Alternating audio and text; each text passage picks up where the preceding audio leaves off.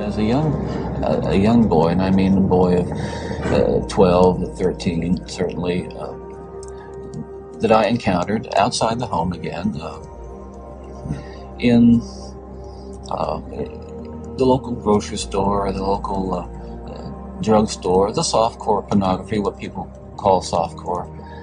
And it happens, it happened in stages, gradually. It doesn't necessarily, not to me at least, happen overnight. Once you become addicted to it, and I look at this as a kind of addiction, like other kinds of addiction, I would keep looking for more potent, more explicit, more graphic kinds of material. Like an addiction, you keep craving something which is harder, something which gives you a greater sense of excitement.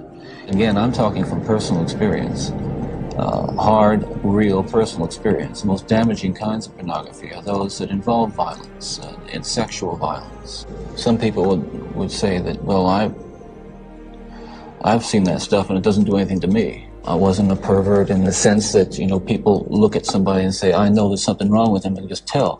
I mean, I was essentially a normal person. I had good friends. I led a normal life, except for this one small but very potent and very destructive segment of it that I kept very secret and very close to myself and didn't let anybody know about it.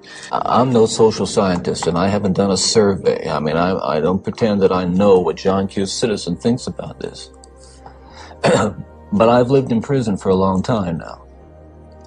And I've met a lot of men who were motivated to commit violence just like me.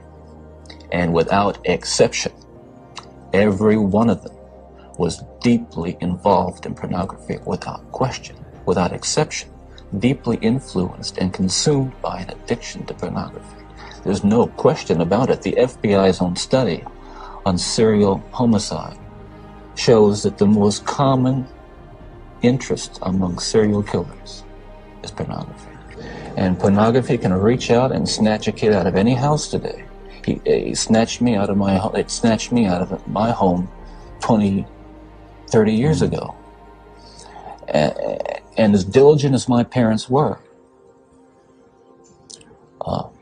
and they were diligent in protecting their children,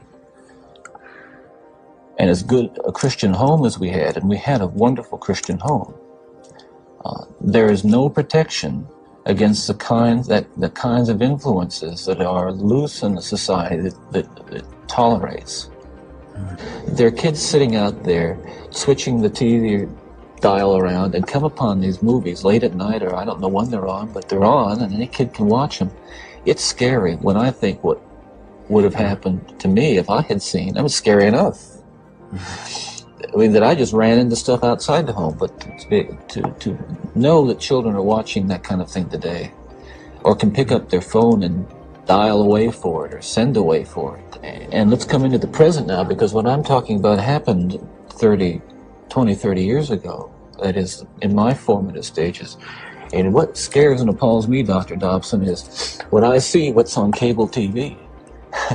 Some of the movies, I mean, some of the violence in the movies that come into homes today with stuff that they wouldn't show in X-rated adult theaters 30 years ago.